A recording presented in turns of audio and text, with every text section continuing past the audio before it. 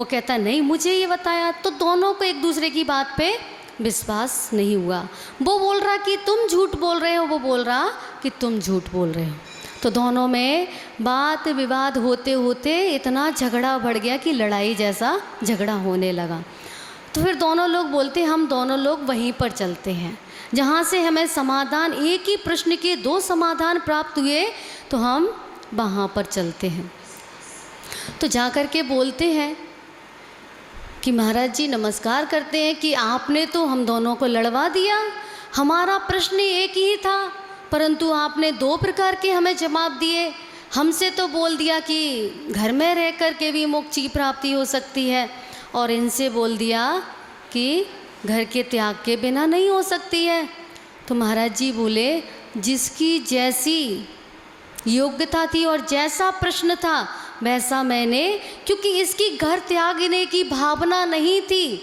जब किसी की घर त्यागने की भावना नहीं है तो उसको यही उपदेश देते हैं ज्ञानी पुरुष संत महाराज कि आप घर में रहकर भी साधना कर सकते हैं। क्योंकि सदग्रस्त जीवन घर में रह कर के भी आप अगर आज गृह त्याग नहीं कर रहे, घर में रह कर के कर रहे हैं साधना, तो आगे कभी ना कभी आप घर का भी त्याग करेंगे।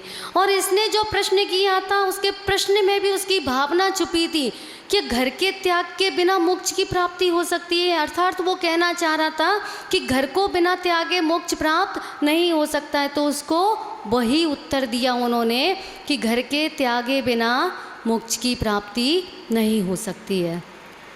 तो वो संत महाराज कहते हैं यही तो अनेकांतवाद है। अगर हम एक मत के साथ में एक ही उत्तर दे देते तो वो एकांतवाद का उपदेश हो जाता। तो कहने का तात्पर्य ये है, जैसे पूज्य गुरुदेव ने आज अभी ऊपर बताया कि नियम गलती से टूट जाए कोई बात नहीं, परंतु नियम को लेने से डरना नहीं चाहिए। क्योंकि आज आप नियम ले रहे हैं और उस नियम का मानते हैं, आप पालन भी कर रहे हैं, किसी कारण बस गलती बस अगर आपका नियम टूट भी रहा है तो आगे जा कर के पुनः आप उस नियम को ग्रहण करेंगे। क्योंकि आपको कहीं ना कहीं वो वेदना होगी कि मैंने जो नियम लिया है किससे लिया, गुरु महाराज से लिया था, और ये नियम हमारे कल्याण में सहकारी होते हैं। तो ऐसे नियम हमसे नहीं टूटने चाहिए, और टूट गया है तो हमसे बहुत बड़ा पाप हुआ है, तो आपको अपने पापों का प्रायश्चित होगा, गिलानी होगी गलती पर, तो आप पुनः उस नियम को प्राप्त करने की भावना अवश्य रखेंगे। और इसी प्रकार आप अगर नियमों का पालन करते रहेंगे तो आगे जाकर के वह मोक्ष भी आपसे कालांतर में दूर नहीं होगा। आप एक न एक दिन जाकर के उस मोक्ष को भी प्राप्त करेंगे। इसीलिए कहने का तात्पर्य ये है कि जो कुछ नहीं करना चाहता हो तो उसको किसी ना किसी तरीके से संबोधन दे के उस धर्म मार्ग पर लगाना आवश्यक होता है। तो वही आज पूज्य गुरुदेव ने आप लोगों से कहा कि आप लोगों को एक प्रतिमा का नियम तो कितने समय के लिए, 1 महीने के लिए तो लेकर के देखो।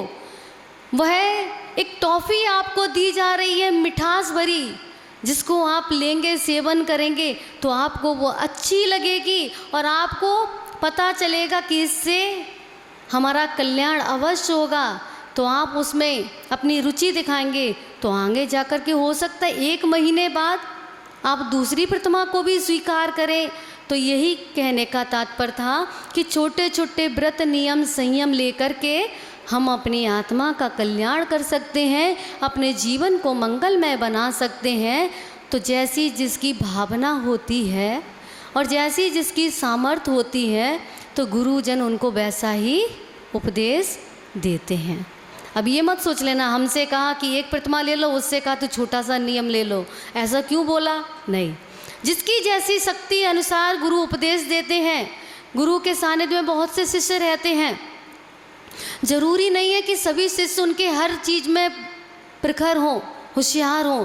कोई किसी में होशियार होता है, कोई किसी में होशियार होता है। तो उसी प्रकार गुरुजन अपने शिष्यों को अलग अलग कार्य दे देते हैं। कोई प्रवचन करने में होशियार होता है, कोई स्वाध्याय करने में होशियार होता है, कोई लेखन करने में होशियार होता है।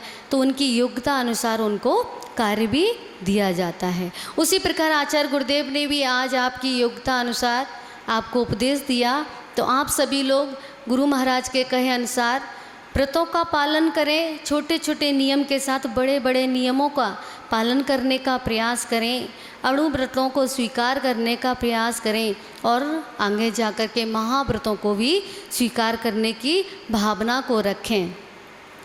ठीक है, तो इसी के साथ चलेंगे पूज्य आचार्य भगवंत गुरुदेव श्री रत्न सागर जी महाराज के चरणों में हम सभी लोग मिलकर के यही भावना को भाकर के निवेदन करते हैं कि हे पूज्य गुरुदेव, आप निरंतर हमें वह धर्म की बरसात, वह